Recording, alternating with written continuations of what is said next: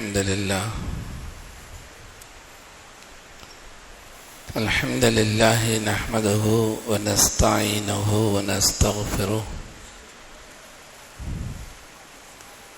ونؤمن به ونتوكل عليه ونعوذ بالله من شرور أنفسنا ومن سيئات أعمالنا من يهده الله فلا مضل له ومن يضلله فلا هادي له ونشهد أن لا إله إلا الله ونشهد أن سيدنا ومولانا محمدا صلى الله عليه وسلم تسليما كثيرا كثيرا أما بعد فأعوذ بالله من الشيطان الرجيم بسم الله الرحمن الرحيم فاذكروني أذكركم واشكروا لي ولا تكفرون قال النبي صلى الله عليه وسلم مثل الذي يذكر ربه والذي لا يذكر كمثل الحي والميت أو كما قال عليه الصلاة والسلام رب اشرح لي صدري ويسر لي أمري واحلل عقدة من لساني يفقهوا قولي سبحانك لا علم لنا إلا ما علمتنا إنك أنت العليم الحكيم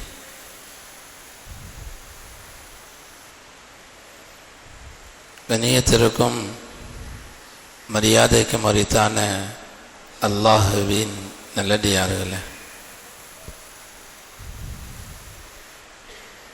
தங்களுக்கு முன்பதாக ஓதி காண்பிக்கப்பட்ட திருமறை வசனம் ஃபத்குரூனி அஸ்குருக்கும். இந்த வசனத்திலே அல்லாஹு ஜல்ல ஷானஹு தஆலா முஃமின்களாகிய நம்மவர்களை பார்த்து குறிப்பிடுகிறான். ஃபத்குரூனி, என்னை நீங்கள் நினைத்து கொண்டே இருங்கள்.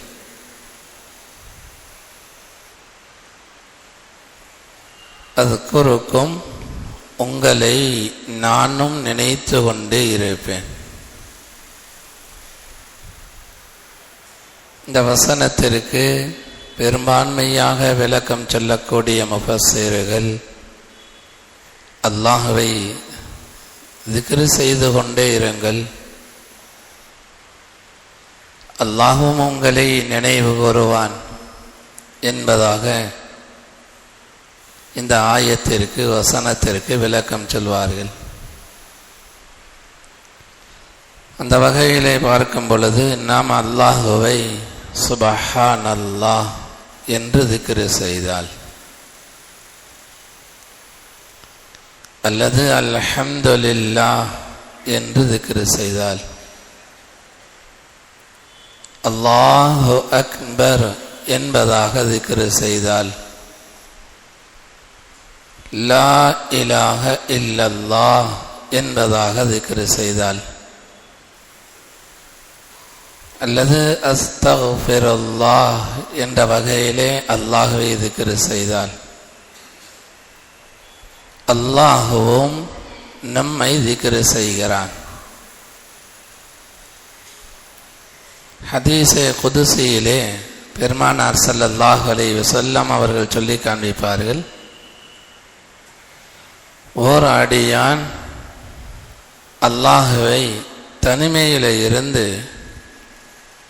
சுப்ஹானல்லாஹ், அல்ஹம்துலில்லாஹ், அல்லாஹு அக்பர், லா இலாஹ இல்லல்லாஹ், அஸ்தக்ஃபிருல்லாஹ் இது போன்ற கலிமாக்களை கொண்டு அல்லாஹ்வை தனிமையிலே திக்ர் செய்தால், நானும் அந்த அடியானை தனிமையிலே திக்ர் செய்கிறேன், நினைத்து பார்க்கிறேன், நினைவு கூறுகிறேன் என்பதாக அல்லாஹ் கூறுகிறான்.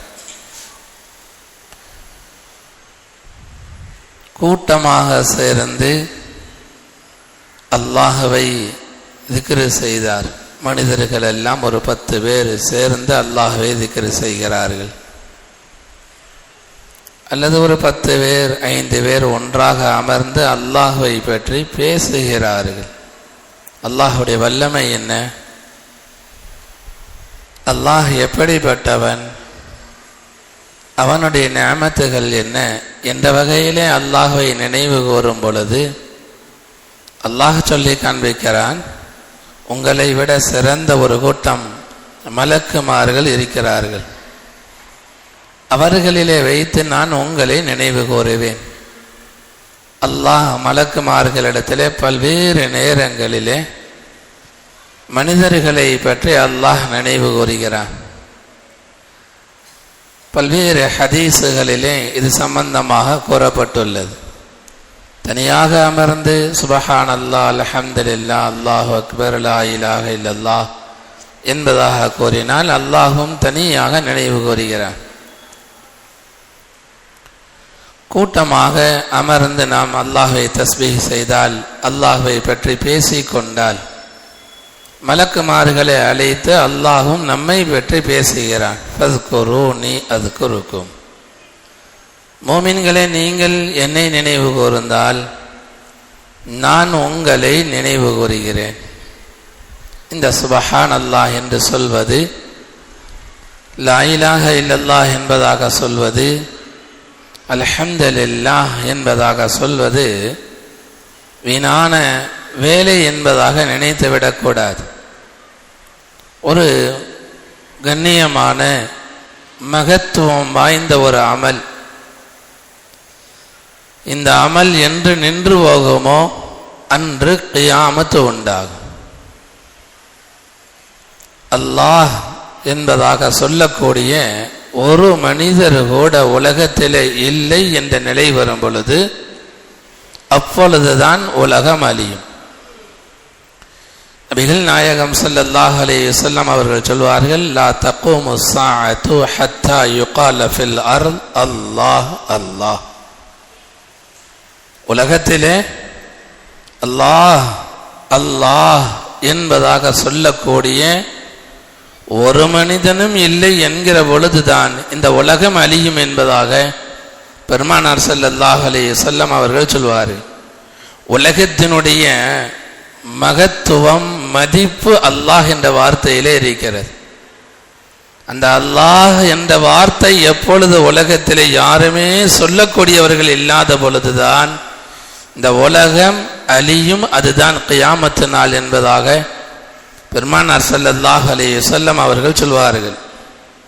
மருந்துகளுக்கு சக்தி இருக்கிறது என்பதை நாம் விளங்குகிறோம். நிறைய பேர் பிஸ்மில்லாஹ் சொல்லி சாப்பிடுங்கள் என்பதாக சொல்லும் பொழுது, நானும் பிஸ்மில்லாஹ் சொல்லி தான் சாப்பிடுகிறேன், அதனால் என்ன மாற்றம் உடலிலே என்பதாக நிறைய பேர்கள்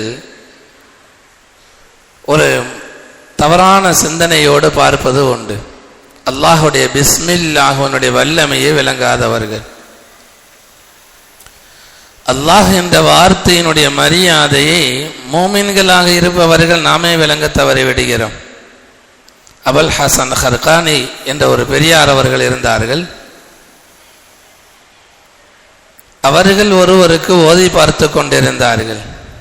நோயினால் இருக்கக்கூடிய ஒரு மனிதருக்கு ஓதி பார்த்தார்கள். அருகிலே மிகப்பெரிய ஒரு மருத்துவர் இருந்தார், முஸ்லிம் மருத்துவர். அந்த மருத்துவர் ஓதி பார்த்த அபுல் ஹசன் அலி ஹர்கானி ரஹ்மத்துல்லாஹி அலைஹி அவர்களை பார்த்த அந்த மனிதர் சொன்னார், மாபெரும் மருத்துவர், வரலாற்றிலே அவருடைய பெயர் இடம்பெற்றிருக்கிறது. மருத்துவரின் தந்தை என்பதாக கூட வரலாற்றுகளிலே எழுதி வைத்திருக்கிறார்கள். அப்படிப்பட்ட மனிதர்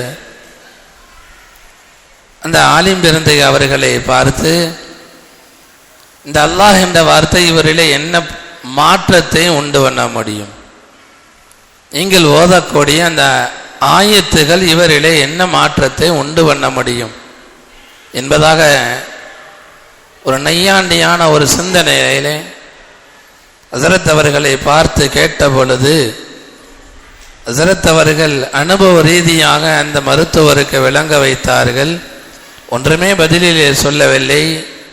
நாய் நீ அமைதியாக இருப்பதாக சொன்னார்கள். நாயே நீ அமைதியாக இரு என்பதாக சொன்னார்கள். வேறு எதுவுமே சொல்ல கிடையாது. பிரபல்யமான மருத்துவர், எல்லோரும் அமர்ந்திருக்கிறார்கள். உடன் அந்த நேரத்தில் சொல்லப்பட்ட வார்த்தை நாயே நீ அமைதியாக இரு. அந்த மருத்துவருடைய முகங்கள் எல்லாம் சிவந்தது. அவரை அறியாமலேயே பதட்டப்படுகிறார், வேகப்படுகிறார், கொதித்து எழுந்துகிறார். கைகாலெல்லாம் நடுக்கும் கோபத்தில். முகம் சிவந்து விட்டது, கண்கள் எல்லாம் சிவந்து விட்டது. இந்த நேரத்தில் ஹஸரத் அவர்கள் அமைதியாக கேட்டார்கள், என்ன உங்களிலே இவ்வளவு பெரிய மாற்றம்? உடலெல்லாம் ஆடுகிறது, முகம் சிவந்து விட்டது, கண்கள் எல்லாம் சிவந்து விட்டது. என்ன இங்கே நடந்தது? ஒண்ணுமே நடக்கவில்லையே என்பதாக ஹஸரத் அவர்கள் கேட்டார்கள். நீங்கள் என்ன வார்த்தை சொன்னீர்கள் என்பதை மறந்து விட்டீர்களா? என்னை பார்த்து நாய் என்பதாக சொன்னீர்களே. ஹஸரத் அவர்கள் புரிய வைத்தார்கள், நாய் என்பது உன்னிலே ஒரு மாற்றத்தை உருவாக்க முடியும் என்று சொன்னால், நாய் என்ற வார்த்தை உன்னிலே ஒரு மாற்றத்தை உருவாக்க முடியும் என்று சொன்னால், அல்லாஹ் என்ற வார்த்தை இந்த நோயாளியிலே மாற்றத்தை உருவாக்க முடியாதா? அல்ஹம்துலில்லாஹ் என்ற சூரா இந்த மனிதனிடத்திலே மாற்றத்தை உருவாக்க முடியாதா? மருத்துவம் பாருங்கள், வேண்டாம் என்பதாக சொல்லவில்லை. அதே நேரத்தில் அல்லாஹ்வை கொண்டு மருத்துவம் பாருங்கள், ஓதி பாருங்கள், இன்ஷா அல்லாஹ் ஷிஃபாவாகும். திக்ரு ஓதுங்கள். நிறைய ஷேகுமார்கள் சொல்வார்கள், அவர்களிடத்தில் உலக ரீதியான பிரச்சனையை சொல்லும் பொழுது, வியாபார ரீதியான கஷ்டங்களை சொல்லும் பொழுது, உடல் ரீதியான மாற்றங்களை சொல்லும் பொழுது, காலையில் இவ்வளவு ஓதி வாருங்கள், மாலையில் இவ்வளவு ஓதி வாருங்கள். மருத்துவம் அப்படித்தான். காலையில் இந்த மாத்திரை போடுங்கள், இரவில் இந்த மாத்திரை போடுங்கள். அதுபோலதான் நல்ல ஷேகுமார்கள் சொல்வார்கள், காலையிலே இதை ஓதி வாருங்கள், மாலையிலையும் இதை ஓதி வாருங்கள். உண்மையான பேணுதலோடு, ஒழுவோடு, மன ஓர்மையோடு ஓதி வந்து பாருங்கள், பிரச்சனை நிச்சயமாக தீரும். அல்லாஹ் சொல்லுவான், ஃபத்குரூனி அத்குருக்கும், நீங்கள் என்னை நினைவு கூறுங்கள், நானும் உங்களை நினைவு கூறுகிறேன். தஸ்பீஹ் செய்வதற்கு நேரம் கிடையாது. இந்த நேரத்தில் மட்டும்தான் தஸ்பீஹ் செய்ய வேண்டும் என்பதல்ல. ஆனால் தஸ்பீஹ் செய்வதற்கு சிறந்த நேரம் ஃபஜ்ருக்கு பிறகு காலை நேரமும், அஸர் முதல் இஷா வரை உள்ள நேரம், காலை மாலை புக்ரத்தன் வஅஸியா என்பதாக எல்லாம், காலை இரவு, காலை மாலை என்பதாக குர்ஆனிலே பல்வேறு நேரங்கள் சொல்லப்பட்டிருந்தாலும் கூட, எந்த நேரத்திலேயும் அல்லாஹ் அல்லாஹ் என்ற திக்ரோடு வாழும் பொழுது அந்த வாழ்க்கையிலே மிகப்பெரிய மாற்றம் வரும். 2 நேரம் திக்ரு செய்தாலும் கூட எல்லா நேரமும் திக்ரு செய்யுங்கள் என்பதாகத்தான் குர்ஆன் சொல்லி காண்பிக்கிறது. ஹஸரத் மூஸா அலைஹிஸ்ஸலாம் அவர்கள் தீனுடைய பணியை செய்வதற்காக வேண்டி செல்வார்கள். அல்லாஹு ஜல்ல ஷானஹு தஆலா ஹாரூன் அலைஹிஸ்ஸலாம் அவர்களை அல்லாஹ்வுடன் அனுப்புவார். அந்த நேரத்தில் அல்லாஹ் மூஸா அலைஹிஸ்ஸலாம் அவர்களை பார்த்து சொல்வான், இத்ஹப அன்த வ அஹூக பிஆயாத்தி வலா தனியா ஃபீ ذிக்ரி. இத்ஹப அன்த வ அஹூக பிஆயாத்தி வலா தனியா ஃபீ ذிக்ரி. நீங்களும் உன்னுடைய சகோதரரும் என்னுடைய பணியை செய்யுங்கள். அப்படி அந்த மார்க்க பணியை செய்யும் பொழுது வலா தனியா ஃபீ ذிக்ரி, ذிக்ர் செய்வதை விட்டு விடாதீர்கள். அல்லாஹ் அல்லாஹ் என்பதாக சொல்வதை நீங்கள் விட்டு விடாதீர்கள் என்பதாக ஹஸரத் மூஸா அலைஹிஸ்ஸலாம் அவர்களுக்கு அல்லாஹ் குறிப்பிடுவான். யுத்தகலம், எவ்வளவு நெருக்கடியான நேரம் அது. எதிரிகளிடத்திலே போராடக்கூடிய ஒரு சூழ்நிலை. அந்த சூழ்நிலையிலே குர்ஆன் சொல்லுகிறது, இதா லகீதும் ஃபிஅத்தன் ஃபஸ்புது வذ்குருல்லாஹ்.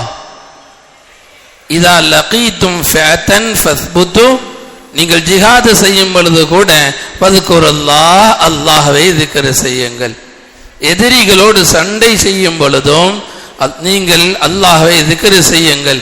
எல்லா நேரங்களிலேயும் காலையிலே விழித்ததில் இருந்து கடையில் இருந்தாலும் திக்ரு செய்யுங்கள், வியாபாரிகளாக இருந்தாலும் திக்ரு செய்யுங்கள், வாகனம் ஓட்டுகிறீர்கள் அப்பொழுதும் திக்ரு செய்யுங்கள், நடந்து போய் கொண்டிருக்கிறீர்கள் அப்பொழுதும் திக்ரு செய்யுங்கள்.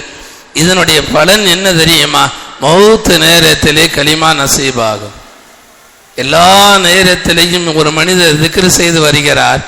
எழுந்திருத்தல் இருந்து திரும்ப தூங்க செல்லும் வரை ஒரு மனிதர் அல்லாஹ் அல்லாஹ் என்பதாக சொல்கிறார், லா இலாஹ இல்லல்லாஹ் என்பதாக சொல்லி வருகிறார் என்று சொன்னால் அவருடைய கடைசி நேரம் இன்ஷா அல்லாஹ் அதே லா இலாஹ இல்லல்லாஹோடு தான் மௌத்தாகுவார். இதுதான் இந்த திக்ருடைய பலன் என்பதாக உலமா பெருமக்கள் சொல்லி காண்பிப்பார்கள். அது குருனி அது குறுக்கும், என்னை நீங்கள் நினைவு கூறுங்கள், அது குறுக்கும் உங்களை நான் நினைவு கூறுவேன். பிரபல்யமான விளக்கம் எது? சுபஹானல்லாஹ் ஓதுவது, அல்ஹம்துலில்லாஹ் ஓதுவது, அல்லாஹ்வை திக்ரு செய்வது. இன்னொரு விளக்கமும் உலமா பெருமக்கள் சொல்லி தருவார்கள், அல்லாஹ்வுக்கு அடிபணிவதன் மூலமாக அல்லாஹ்வை நினைவு கூறுங்கள். பாங்கு சொல்லப்படுகிறது, ஃபஜ்ருடைய பாங்கு. நல்ல முஃமின் ஃபஜ்ருடைய பாங்குக்கு பிறகு தூங்க மாட்டார். லுஹருடைய பாங்கு சொல்லப்படுகிறது, நல்ல முஃமின் தூங்க மாட்டார், வேற எந்த வேலைக்கும் போக மாட்டார். அஸருடைய பாங்கு சொல்லப்படுகிறது, நல்ல முஃமின் வேற எந்த வேலைக்கும் போக மாட்டார்.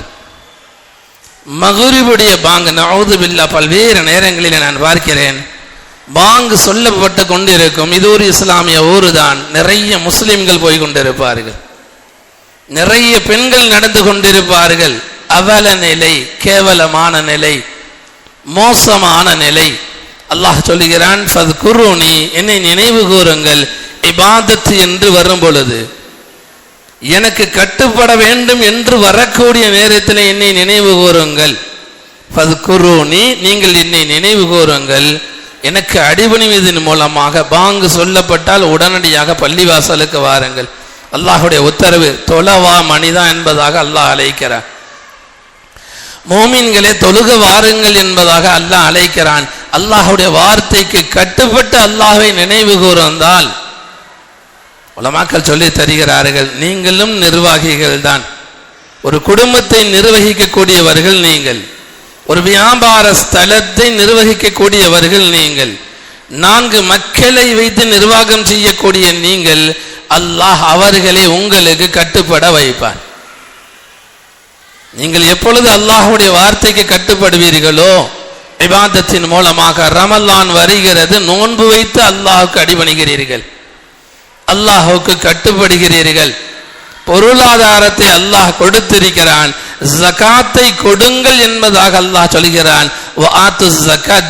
ஜகாத்தை கொடுப்பதின் மூலமாக அல்லாஹ்வுக்கு நீங்கள் கட்டுப்படுகிறீர்கள் என்று வரக்கூடிய நேரத்தில் உங்களுக்கு கீழ் உள்ள மனைவி உங்களுக்கு கட்டுப்படுவார், உங்களுக்கு கீழ் உள்ள பிள்ளைகள் உங்களுக்கு கட்டுப்படுவார்கள். எங்கு மாறு ஏற்படும் என்று சொன்னால், நாம் அல்லாஹ்வுக்கு மாறு செய்யும் பொழுது ஏதாவது ஒரு வகையிலே அந்த நேரத்திலே நம்முடைய குடும்பத்தார்கள் மாறு செய்வார்கள், நம்மிடத்தில் வேலை பார்க்கக்கூடிய தொழிலாளர்கள் மாறு செய்வார்கள், நம்மிடத்தில் படிக்கக்கூடிய ஓதக்கூடிய மாணவன் மாறு செய்வான், நம்மிடத்தில் படிக்கக்கூடிய மாணவர்கள் மாறு செய்வார்கள்.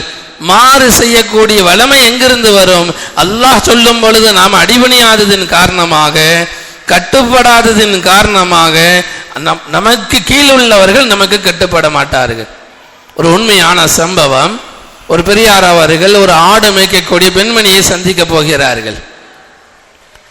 ஒரு பெண்மணி ஆடு மேய்க்கிறாள், அங்கே முசல்லாவை போட்டு தொழுது கொண்டிருக்கிறார்.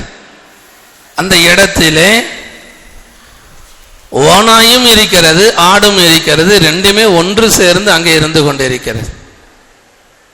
எங்கேயாவது ஆடு இருக்க இடத்துல ஓனாய் இருக்குமா? ஓனாய் இருந்தால் தான் ஆடு சலாமத்தாக இருக்குமா? அது வேலைகளை பார்த்து கொண்டிருக்கிறது, ஆடு மேய்ந்து கொண்டிருக்கிறது, ஓனாயும் அங்கு அருகிலே இருந்து கொண்டிருக்கிறது. வந்த நபர் அந்த பெண்மணியிடத்தில் கேட்டார்கள், ஆச்சரியமான விஷயமாக இருக்கிறது, ஆடும் ஓனாயும் எப்படி ஒன்று சேர்ந்து இருக்க முடியும்? அந்த பெண்மணி அவர்கள் சொன்னார்கள், அல்லாஹ்விடத்தில் நான் ஒப்பந்தம் போட்டு இருக்கிறேன், யா அல்லாஹ், வாழ்நாள் முழுவதும் உனக்கு நான் மாறு செய்ய மாட்டேன், உன்னுடைய வார்த்தைக்கு நான் கட்டுப்பட்டு நடப்பேன், அல்லாஹ்விடத்தில் நான் ஒப்பந்தம் போட்டிருக்கிறேன், ஆடும் ஓனாயும் ஒப்பந்தம் செய்திருக்கிறது. இதுவரைக்கும் என்னுடைய ஒரு ஆட்டை கூட ஒரு ஓனாய் அடித்து சாப்பிட்ட வரலாறே கிடையாது. நாமும் கட்டுப்படும் பொழுதுதான் அல்லாஹ் சொல்வான், ஃபத்குரூனி, எனக்கு வழிபடுவதன் மூலமாக, கட்டுப்படுவதன் மூலமாக நீங்கள் என்னை நினைவு கூறுங்கள். உங்களுக்கு கீழ் உள்ளவர்களை உங்களுக்கு அடிபணிய வைப்பேன், கட்டுப்பட வைப்பேன். அதன் மூலியமாக உங்களை நான் நினைவு கூறுவேன். ஃபத்குரூனி அத்குருக்கும். இன்னொரு விளக்கமும் சொல்வார்கள், எல்லோரும் நன்கு கேட்டுக்கொள்ளுங்கள். அல்லாஹ் சொல்கிறான், ஃபத்குரூனி, என்னை நினைவு கூறுங்கள், அத்குருக்கும். பாவம் செய்வதற்கு சில நேரங்களில் சந்தர்ப்பங்கள் கிடைக்கும், உடலிலே சக்தி இருக்கும், பாவம் செய்வதற்கான பொருளாதாரமும் இருக்கும்.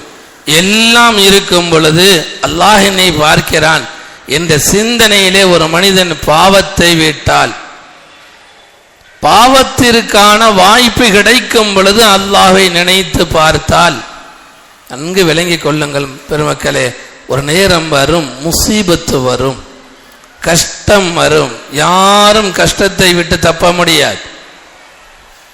மஅசியத்தின் போது, பாவத்தின் போது அல்லாஹ்வை நினைவு கூர்ந்து ஒரு அடியான் பாவத்தை விடுவான் என்று சொன்னால், வாழ்க்கையிலே முசீபத்து வரும், சோதனைகள் வரும்.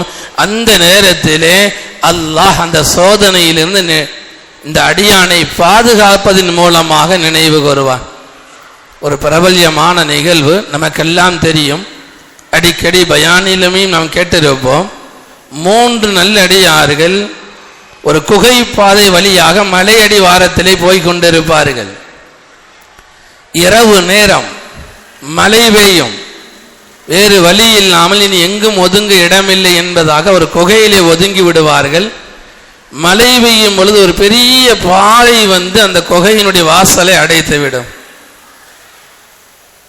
3 நபர்களில் ஒருவர் சொல்வார், இந்த பாறையெல்லாம் நம்மால் அகற்ற முடியாது, வாழ்நாளிலே நாம் அல்லாஹுக்காக வேண்டி எதையாவது செய்திருப்போம், அதை சொல்லி அல்லாஹ்விடத்திலே துஆ செய்வோம், அல்லாஹுடைய சக்தி மட்டும்தான் இந்த பாறையை அகற்ற முடியும். 3 நபர்களும் தங்களுடைய வாழ்நாளிலே நடந்த ஒரு விஷயத்தை சொல்வார்கள். அதிலே ஒரு மனிதர் சொல்வார், இந்த உறவுக்கார பெண் மிக அழகானவள், அவளை எப்படியாவது அடைந்து கொள்ள வேண்டும் என்பதாக நான் நினைத்து கொண்டே இருந்தேன், அதற்கான வாய்ப்பை தேடிக்கொண்டிருந்தேன். ஒரு நேரம் வந்தது, அவளுக்கு குடும்ப கஷ்டம், பொருளாதாரம் தேவை. அந்த நேரத்தில் என்னிடத்திலே பொருளாதார உதவிக்காக வேண்டி வந்தாள். இதுதான் சந்தர்ப்பம் என்பதாக நினைத்து, உனக்கு நான் பொருளாதாரத்தை தருகிறேன், ஆனால் நீ எனக்கு பாவத்திலே நீ எனக்கு உடன்பட வேண்டும், உன்னை நான் அடைந்து கொள்ள வேண்டும் என்பதாக சொன்ன பொழுது, வேறு வழியே இல்லாமல் அந்த பெண்மணி பொருளாதார உதவிக்காக வேண்டி சரி என்பதாக சொல்வாள். ஆனால் அந்த பெண்மணியை அடைய முற்படும் பொழுது அந்த பெண்மணி சொன்ன வார்த்தை, யா அபதல்லாஹ் இத்தகில்லாஹ், அல்லாஹுடைய அடியானே நீ அல்லாஹ்வை பயந்து கொள். யா அபதல்லாஹ் இத்தகில்லாஹ், அல்லாஹுடைய அடியானே அல்லாஹ்வை பயந்து கொள். இப்படி ஒரு நேரம் வந்தது, அல்லாஹ் அந்த பெண்ணை அடைந்து கொள்ளக்கூடிய ஒரு சூழ்நிலை வந்தது. எல்லா வாய்ப்புகளும் இருந்தது, பொருளாதாரம் இருந்தது, உடலிலே சக்தி இருந்தது, தவறு செய்வதற்கான வாய்ப்பும் வந்து விட்டது. அல்லாஹ் உன்னை பயந்து அந்த பெண்ணை நான் தொடவில்லை, விட்டு விட்டேன். குகையில் இருந்து கொண்டு அந்த மனிதன் துஆ செய்கிறான். எதுவுமே உதவ முடியாத அந்த இடத்திலே முசீபத்து வருகிறது, சோதனை வருகிறது. துஆ செய்தான், அந்த சோதனை நேரத்திலே அல்லாஹ் காப்பாற்றுகிறான். எல்லோருக்கும் சந்தர்ப்பம் வரும், பாவத்திற்கான சந்தர்ப்பம்.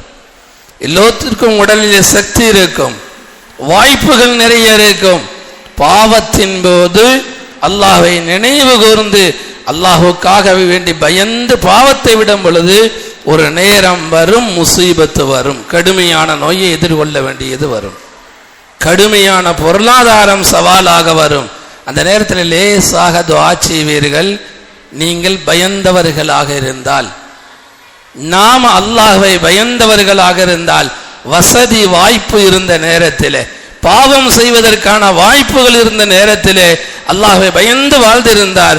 நெருக்கடி ஒன்று வரும் பொழுது அந்த நேரத்தில் லேசாக கண்ணீர் விட்டால் போதும், அந்த நெருக்கடியை அல்லாஹ் நீக்கி வைப்பார். ஃபத்குரூனி அதுகுருக்கும், என்னை நீங்கள் பாவத்தின் நேரத்தில் நினைவு கூறுங்கள், பாவத்தை விடுங்கள், முசீபத்துடைய நேரத்திலே உங்களுடைய முசீபத்தை நான் நீக்கி வைப்பேன் என்பதாக அல்லாஹு ஜல்ல ஷானஹு தஆலா குறிப்பிடுவான். குறிப்பாக இந்த ஆயத்திற்கு இன்னொரு விளக்கம் சொல்வார்கள். ஃபத்குரூனி அதுகுருக்கும், பூமியிலே வாழும் பொழுது என்னை நினைத்து நினைத்து வாழுங்கள். இந்த பூமியிலேயே யாரும் இருந்து விட போவது கிடையாது. பூமியிலே வாழும் பொழுது எல்லா நேரங்களிலேயும், தனிமையிலையும் சரி, கூட்டாக சரி, இரவு நேரத்திலும் சரி, பகலுடைய நேரத்திலும் சரி, வசதி வாய்ப்புகள் இருக்கும் பொழுதும் சரி, வசதி இல்லாத நேரத்திலேயும் சரி, எல்லா நேரத்திலும் இந்த பூமியிலே வாழும் பொழுது ஃபத்குரூனி என்னை நினைவு கூறுங்கள். ஒரு நேரம் வரும் நீங்கள் கபருக்கு வருவீர்கள், அந்த நேரத்தில் நான் உங்களை நினைவு கூறுவேன், என்னுடைய மலக்குமார்களை கொண்டு கபருடைய வாழ்க்கையை சிறப்பாக்கி வைப்பேன். உலக வாழ்க்கையை பயந்து, அல்லாஹுக்கு பயந்து ஒரு சிறப்பான வாழ்க்கையாக அமைத்து கொள்ளும் பொழுது ஒரு நேரம் வரும் கபருடைய வாழ்க்கை, அதுக்கு இருக்கும், அங்கு அல்லாஹ் மட்டும்தான் உதவி செய்ய முடியும், வேறு யாரும் வரமாட்டார்கள். பெருமக்களே, அல்லாஹ்வை பிறந்ததில் இருந்து எல்லா நேரமும் நினைவு கூற வேண்டும் என்பதுதான் இந்த வசனத்தினுடைய நோக்கம். காலையில விழித்ததில் இருந்து அல்ல, பிறந்ததில் இருந்து மௌத்து வரைக்கும் எத்தனை வாழ்க்கைகளை நாம் சந்திக்கிறோமோ எல்லா வாழ்க்கையிலையும் அல்லாஹை பயந்து பயந்து பயந்து வாழ்ந்தால் இன்ஷா அல்லாஹ் மௌத்துடைய வாழ்க்கையும் சிறப்பாக இருக்கும், மௌத்துக்கு பிறகுள்ள கபருடைய வாழ்க்கையும் சிறப்பாக இருக்கும், மஹ்ஷருடைய வாழ்க்கையும் இன்ஷா அல்லாஹ் சிறப்பாக இருக்கும். அது போன்ற சிறந்த நல்ல வாழ்க்கையை வாழ்வதற்குண்டான நல்லதொரு பாக்கியத்தை அல்லாஹு ஜல்ல ஷானஹு தஆலா நம் அனைவருக்கும் தந்தல் புரிவானாக. வ ஆகிரு தஅவானா அனில் ஹம்துலில்லாஹி ரப்பில் ஆலமீன்.